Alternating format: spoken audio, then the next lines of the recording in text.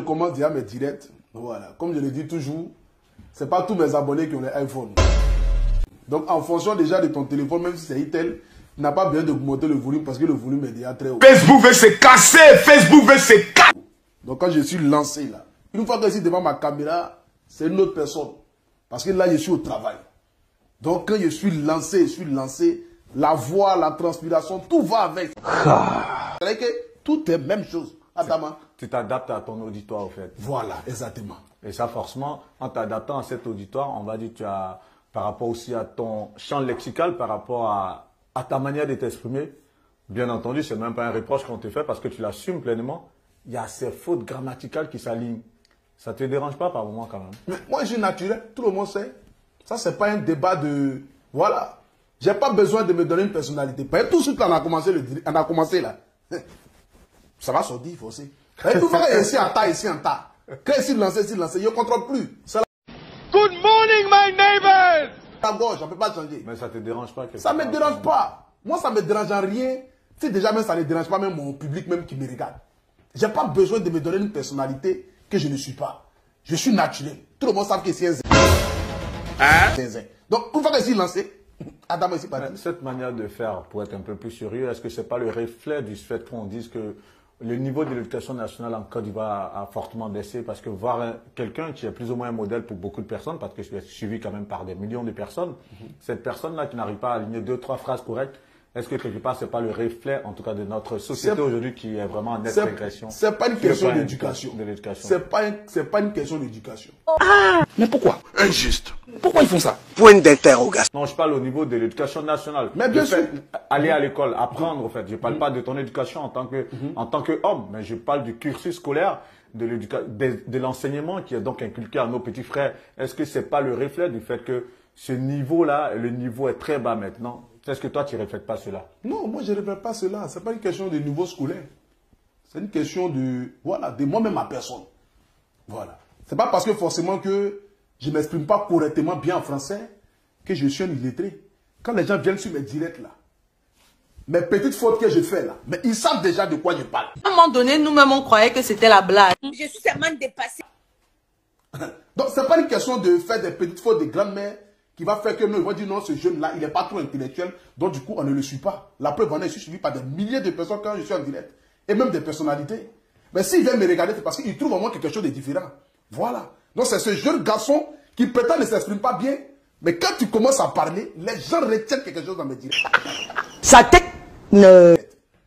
Pourtant, il y a ceux qui parlent bien le français, mais quand on va regarder, tu as comme l'impression que tu es couché sur lui, ça glisse sur ta peau. Tu sais. Vu qu'on en parle, quel est ton niveau d'études? Moi, mon niveau d'études, là, il n'y a pas bien dit, mais pas même. C'est pas la peine. Non, mais dis quand même. Non, mon vieux, il faut laisser ça. Ça, c'est un mythe. Niveau études, là même, là. Si il dit ça même, ça va devenir autre chose. Ok, papa. Chaque jour qu'on dort, qu'on se réveille.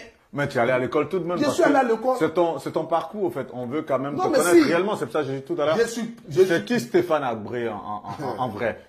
Si tu dois te présenter, tu dirais quoi? Je me présente Stéphane Abré. Oui. Au-delà de ta présentation, oui. Au-delà de ma présentation, c'est un jeune influenceur ivoirien. Voilà, né le 24 décembre 1990. Oui. Vécu à Amman, grandi un peu à Abidjan. Aujourd'hui, grandi un peu en Tunisie aussi. Aujourd'hui, se retrouve aujourd'hui en France. Voilà, c'est un peu mon parcours qui est là. Sinon, côté niveau scolaire.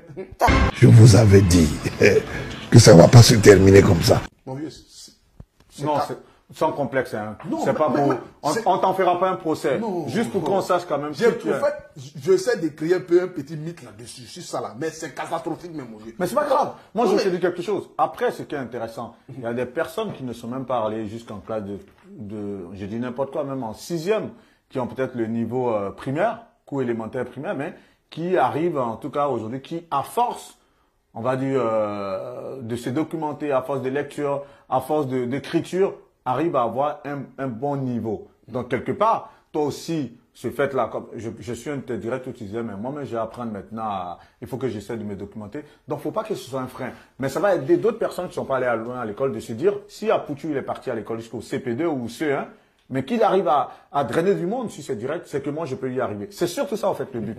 Donc, si tu peux vraiment... Ce que tu as dit la même là, c'est que tu es dans la révélation.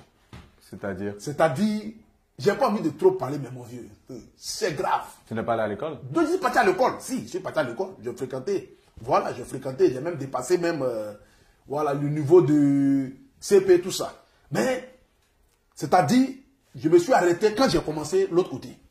Directement, je me suis arrêté. C'est-à-dire, quand je dépassais la classe de CM2 directement, j'ai stoppé en mettant les études là. Compte tenu de la situation déjà auparavant, que peut-être on va revenir après. Voilà. C'était quoi la situation? On peut en parler déjà? Parce que moi, déjà, à la base, quand je suis né, j'ai vécu un peu avec ma mère. Après, ma mère est venue se chercher à Abidjan. Parce que là, maintenant, elle avait entamé une carrière. Elle voulait se lancer dans le cinéma. Donc, moi, je suis resté un peu avec ma grand-mère. Mais comme tu sais, j'ai vécu à Mans. Donc, à Mans où j'étais, il n'y avait pas trop de personnes qui pouvaient me canaliser en quelque sorte. Qui pouvaient me dire, bon, fais ceci, fais cela. Étant un enfant déjà un peu têtu à la base, voilà, qui était un peu rebelle. Donc, du coup, j'ai stoppé les études vite fait. Après ça, je suis revenu à Abidjan en 2002, quand la guerre a éclaté. Maintenant, quand je suis revenu à Abidjan, j'ai dit non, je ne voulais plus aller à l'école parce que je voulais jouer au football. Donc, c'est dans ce contexte-là que maman a dit, bon, comme tu ne veux plus aller à l'école, tu ne peux pas rester comme ça, et que je te vois souvent jouer au football au quartier, je vois qu'il y a un petit truc en toi, peut-être on peut essayer d'exploiter ça. Donc, tu vas commencer, je vais t'inscrire dans un club de football, et là, tu vas commencer à jouer au football. C'est comme ça que j'ai commencé à jouer au football. J'ai commencé à m'entraîner, jouer à Théo Joël, à Cyril de Moreau, jouer même quelques mois à la SEC.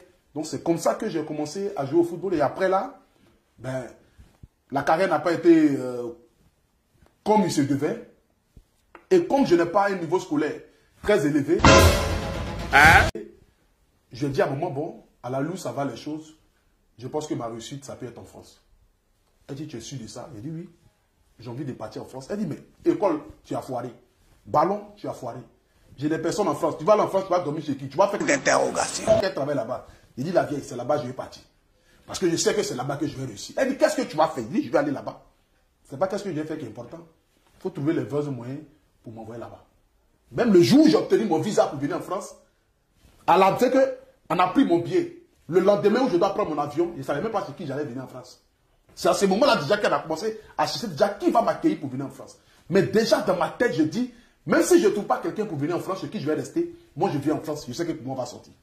Avant de parler de ton aventure en France, justement, pour résumer ton parcours et ce qui a fait que tu n'es pas allé loin à l'école, c'est le fait que ta mère est venue à Abidjan. Toi, tu restes à Mans auprès de ta grand-mère. Ça, c'est pas forcément une raison que maman soit là. Je peux le dire ainsi, c'est pour résumer, parce qu'on peut dire ça comme ça, d'autant plus qu'il n'y avait pas cette autorité maternelle ou peut-être paternelle, parce qu'on va parler justement de ton père. Tu restes auprès de ta grand-mère. Mais vu que tu parles de ta mère et de ta grand-mère, qui somme toute te gèrent plus ou moins de sorte à ce que tu puisses faire tes premiers pas à l'école, où est papa en ce moment-là? Bon, côté papa, en fait, les gens souvent se posent la question de savoir pourquoi est-ce que dans mes directs, je mets plus en avant ma mère. Je mets plus en avant ma mère parce que j'ai vécu des choses avec elle. Et nous avons une histoire. Vous comprenez? J'ai un lien de mère et de père en même temps avec maman. J'ai perdu mon père très très jeune. Donc il n'y a pas eu ce lien paternel là. J'ai perdu mon père en ce moment, j'avais peut-être 3 ou 4 ans. Donc ce qui veut dire en quelque sorte, je ne l'ai pas connu. Voilà, je ne l'ai pas connu dans le sens que je n'ai pas eu de lien paternel même comme il se doit. Mais par la grâce de Dieu, maman est tombée sur une personne qui véritablement m'a aimé et m'a fait connaître un peu ce qu'on appelle l'amour d'un père. Et c'est ce monsieur-là qui est beaucoup discret, qui n'est pas dans les histoires de Facebook, des réseaux sociaux. Donc, raison pour laquelle souvent, même si j'ai envie de le faire, mais je me fais violence sur moi-même pour ne pas que... Maman, au fait, elle s'est dit qu'elle est déjà habituée. Dans le sens que elle est déjà dans le milieu du cinéma. Elle connaît à peu près un peu le système un peu. Même si le vieux aussi il est dans le milieu du cinéma, mais lui, il n'est pas dans les histoires des injures, des classes, des choses comme ça. Donc, je ne vais pas même le donner, même ne serait-ce que même à la vedette, même populaire, même pour que les gens même sachent même qui est ce monsieur-là. Parce que c'est un grand monsieur qui véritablement est même plus que même un père. Parce que ce qu'il m'a donné même, je ne pourrais même pas imaginer peut-être que même, est-ce que mon père même aurait pu même me donner ça? Mais justement, comment on grandit lorsqu'on perd son père à 3 ans? Ben, on grandit avec beaucoup de choses qui m'ont manqué. Beaucoup de choses qui m'ont manqué dans le sens que je voyais souvent mes amis lorsqu'il y avait des fêtes de Noël, je voyais mes amis où les papas venaient donner les cadeaux et tout ça. Et moi, à l'époque, à chaque fois qu'on me posait la question, je disais toujours que mon papa il était aux États-Unis. J'ai grandi avec ça jusqu'à même à l'âge de 24 ans. Donc, c'est-à-dire, à chaque fois qu'on me posait la question, je disais toujours que mon père, il était aux États-Unis. Attends d'abord. Oh, comment ça? Mais on me disait, mais ton père est aux États-Unis, mais on ne voit jamais sa photo, on ne voit jamais. Parce que je me disais que même s'il n'est pas auprès de moi, mais quelque part, il est auprès de moi. Donc, je n'ai jamais accepté qu'il ne soit pas là. Mais je me mettais toujours que il y avait un manque, c'est qu'il y avait le vide qui est là, mais je compensais ça avec le fait que je dis, bon, il est dans un autre pays, ou bien soit il est quelque part, forcément un jour je vais le retrouver, mais soit forcément un jour je fais ceci. Mais je grandis avec ça dans le sens que ça a été des moments difficiles que je n'ai jamais en parlé à qui que ce soit, même pas ma mère. C'est qu'il y a des choses Quelle est dans ce sens-là. quelle est justement la dernière